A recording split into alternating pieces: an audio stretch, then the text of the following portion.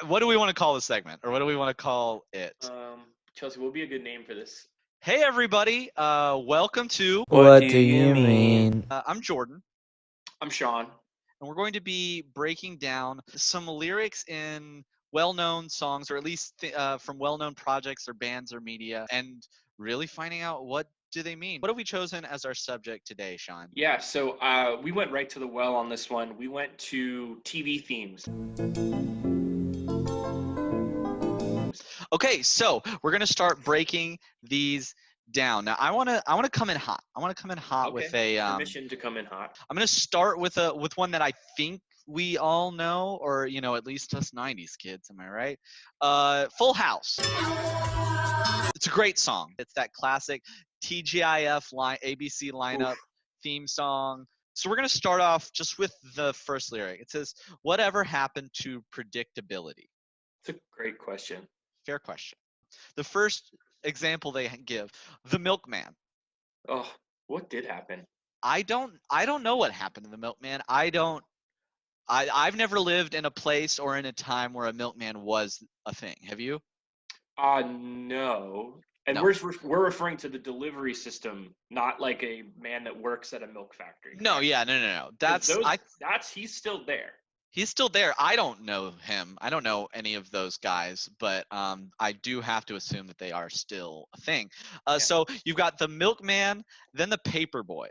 Okay. Correct me if I'm wrong, but everything I know from media from the 80s, there were like, I feel like there were still paper boys. Thousands on bikes. I feel like the paper boy on the bike was still a thing. So back to it. We've got the milkman and the paper boy. The milkman, a fair assessment. The paper boy, questionable. The third one, evening TV. Now, this may also be a personal thing for him, but as far as last time I checked was last night. Last evening. Yeah. The TV was still on. Yeah, especially programming. And mind you, this is like you mentioned before, this is in the time of TGIF. Yeah. This is a hot block of shows shown when? The evening. It was on evening. TV. On the evening, and it was predictable. There was a schedule. Maybe the most predictable at that point of any moment that TV has existed. Yeah, exactly. You had the TV guide, and it was gonna be that, and then during the summer it was something else, and then it was right back. It was back. There was no streaming. You watched evening TV on TV when it came on. So why is that the third example? And usually when you list things, like your third example is often your strongest one. Right. That's like the nail in the coffin is evening TV. The thing that was at possibly its peak at that time. The song is featured during evening television. He's literally, what if the line should have been like, "Whatever happened to the show Full House?" That's the only way it could have been less relevant to the message he's trying to portray. Yeah. Hey guys, whatever happened to TV theme songs? One is happening right now. Sean, what do you have for us? So I'm going to jump right into a song that was written for the show, as far as I'm concerned. A show called Hey Dude. Took place on like a dude ranch. They got into all sorts of crazy antics involving horses and etc. Mostly horse stuff, if I remember. A lot of horse stuff. 3 seasons of horse stuff. 2 seasons. So I'm going to read you some lyrics. I think I've broken this one, and I'm very curious to see what you think. It's a little wild and a little strange when you make a home out on the range. Great rhyme, first of all. Yeah. Next line. Start your horse and come along. You don't start horses. You feed them. Maybe that's birthing a horse. Is where the horse starts.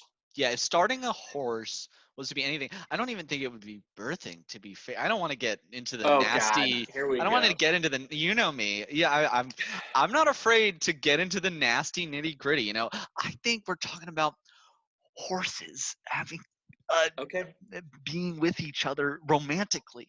And I hate to do this, but the next line is, you can't get a if you can't hold on, which is definitely about horse sex. Okay. You know what? That's my That's my inability to understand metaphor, and I apologize. Yeah. Okay, great. So that line's about horse sex. And then the verse, then we get into singing. Yippee-ti-yi-yay. Now, this is important. This is a part in the song where a different voice than the man who's been singing, sort of a deeper, omniscient voice comes in and says, yippee-ti-yi, what? And so I'd like to bring up two things here. One, who is this? Who is this voice? And secondly, the line was yippee-ti-yi-yay. Out of those words, the word that I recognize is yay. The word that this kind of a gentleman, common thing to say. This voice did not he fully familiar with yippee-ti-yi, yay completely threw him. That's okay. Right away, the original voice comes back and says, like the cowboys say. And then immediately the voice says, yeah, sing it again now. Because he's on board. He remembers, oh, cowboys. I'm fully on board. Go ahead, sing it along. You know, whatever. Proceed. Get along, little doggies. So he's fully immersed now into the cowboy world. And then the last line is till the break of day, which does bring up a good point. Daybreak is when the sun rises. So we are riding horses, presumably who have just had sex, in the middle of the night. Through the night. Hearing a voice of what I am now ready to say is God. Yeah. I believe that the deep voice is God, and I do believe that the dude that we are saying hey to is in fact an omniscient being. So hey dude, it's a prayer. It's a prayer. Wow. This is a prayer. It's a worship song. It's a hymn. It's a worship hymn song of the range. to a God, but unfortunately, it is to some sort of a God who seems to be confused. You keep saying omniscient, but omniscient would imply all knowing, and it seems like he knows most of everything except for what yay is. Correct. Or so sounds I'm gonna say no longer omniscient, but omnipresent. Mostly, yes, omnipresent everywhere, but really loves the ranch that we're on. Trying to figure out the ranch. So the next one I'm going to go into is, I'm sure, a favorite of a lot of people. It's a show called Dawson's Creek. It was featured on the WWWWWWB. R.I.P. R.I.P. That frog. From 1998 to 2003. The song is actually a song not written for the show. It's a song called "I Don't Want to Wait" by Sheryl Crow. I don't believe R.I.P. I think she's still with us. Still with us. God willing. Anything can happen. Yeah, dude willing. And I just like to read through this because I feel extremely threatened by Sheryl Crow. I don't want to wait. Fine. For our lives to be over. Okay. Right off the bat, threatening with death. I want to know right now, what will it be? Okay, chill out, Sheryl. Just trying to enjoy the television show. I don't want to wait. You mentioned that. For our lives to be over. Again, insane. Will it be yes or will it be sorry? Sheryl Crow is making an intense threat against the viewers, saying, you answer yes or you will be sorry. Yeah. And at this point, Sheryl Crow is a millionaire, and I'm sure she has capabilities of putting out a hit. Absolutely. So she's basically saying, yes, watch this show, or no, you'll be sorry. That's insane. Rough. Yeah. I never watched the show. And you wouldn't think that if it was just, will it be yes or be sorry? But she's already established that your life being over is an option. It's not even an option. It's almost a definite. An inevitability. Yeah. She then goes into 4 lines that I believe to be, from a rhyming perspective, poo-poo. So. Hey, we watch the language, Sean. It's not that kind of show, so please try to rein that in. Great. Okay, sorry. The next line. So just threaten us with death. Now, so open up your morning light and say a little prayer for I. Wrong. It should be for me. In that sense, me would be the object of the preposition for, and in that case, it should be me, not I, I believe. And then the next line, you know that if we are to stay alive, just a reminder, she has the ability to kill you, then see the love in every eye. She just rhymed the word I, with the word EYE. I'm not a rhymesmith by trade. No, you're not. You've pretend to be. You've never heard me say that. The second I met you, you were like, look, I need you to know 2 things about me. My name is Sean. Yeah. Secondly, not a rhymesmith. but I do think it's insane, and it's sort of a joke that she would do that, especially after threatening the lives of what I would assume to be millions of people.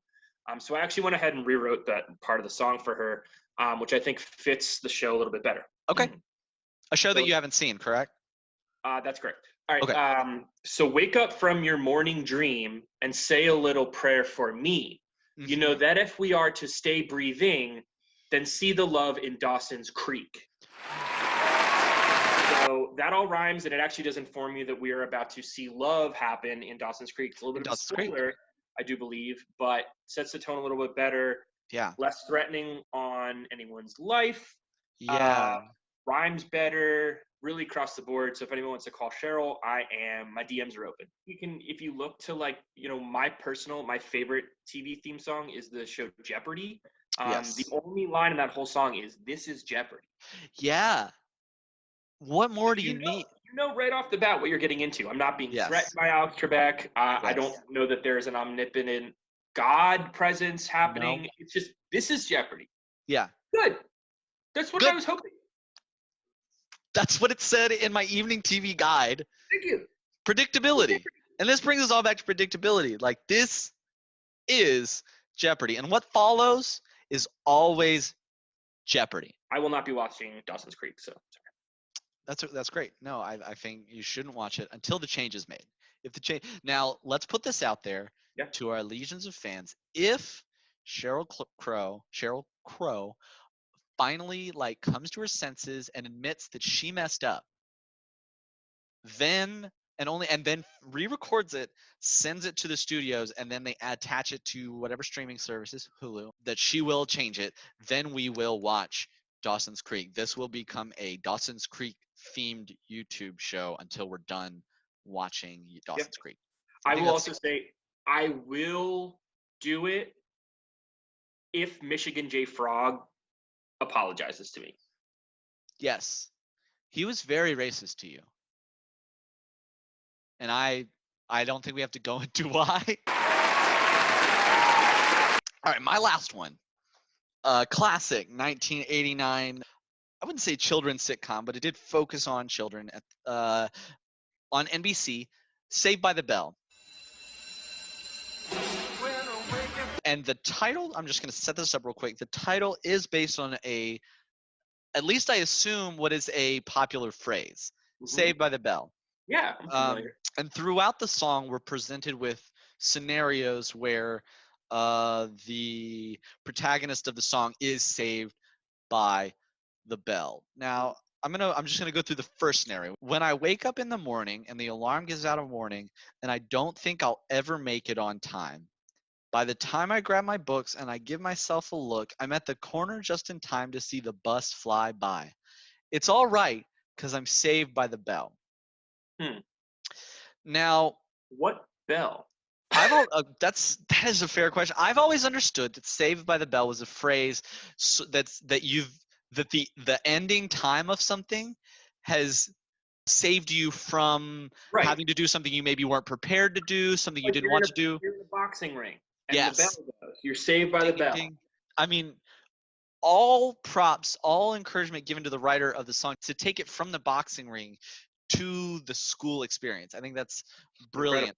But I do have to say, it's the end of something that saves you, whereas the beginning of the school day is what has ruined the prospects of this guy. Right, that's what you're trying to be saved from. Is being late. Which you are going to be. You've missed the bus. You've seen it fly by. Missed the bus, and we can only assume that the bell has rung because it's all right because I'm saved by the bell. That immediately after you're saved by the bell. Now, if we're talking the school bell, you have been ruined by the school, by the bell. It should be, it's not all right. I'm being ruined by the bell. Yes. That should be the whole song. And listen, I think it seems that they understand it because later it talks about a test coming up and homework being supposed to be handed out. But then the bell rings, so they're saved by the bell. But in this first story, the one that they lead off with, the lead off story is someone who has been profoundly screwed over by the bell. What other kinds of bells are there? Like a train? What if there was a train bell?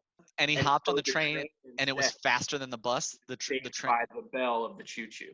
So it should be called Saved by the Bell of the Choo-Choo? Saved by the train. Saved by the This is why you're the idea guy. You're not the rhyme guy, but you are the idea guy here. So he was saying saved by the belt. And maybe his pants were going to fall and all the kids were going to see his butt. Oh, as he was running behind the bus? Yeah, that's definitely what Come to think of it, that was a kind of a big plot point through a lot of the episodes, was like, oh, I forgot my belt. AC Slater's saying like, my belt's too big today. Yeah, he said that all the time. It was one of his catchphrases. He'd roll in and he'd say, my belt's too big today. And the whole crowd just yeah. Big poof, through the roof. People going nuts for it. Oh my gosh, I love that show. I'm so glad I got to share this time with you, Sean. Jordan, thank you. Thank you so much. I look forward to doing it again, man, because I really do feel like we're having important conversations here, and we're really yeah, I think we're changing the world. Someone told me that. Like what? Like before? Did you tell people before, or like did you just in the middle of this? Someone was like, "Hey, I know what you're." I just got a text. I got a text in the middle of this. That's so cool. I just got like a vibe. You're changing the world. So just like, man, that means a lot. That actually feels really good.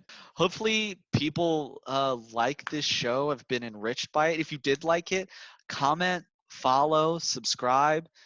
Smash that notification bell. I'd love to hear if you guys have any weird songs that you think are weird. Yes. Throw them down there. If there's any genre you'd like to hear us really, just dissect. Yeah. And please be sending us more text if you really feel like we're changing the world. So yeah, I appreciate that.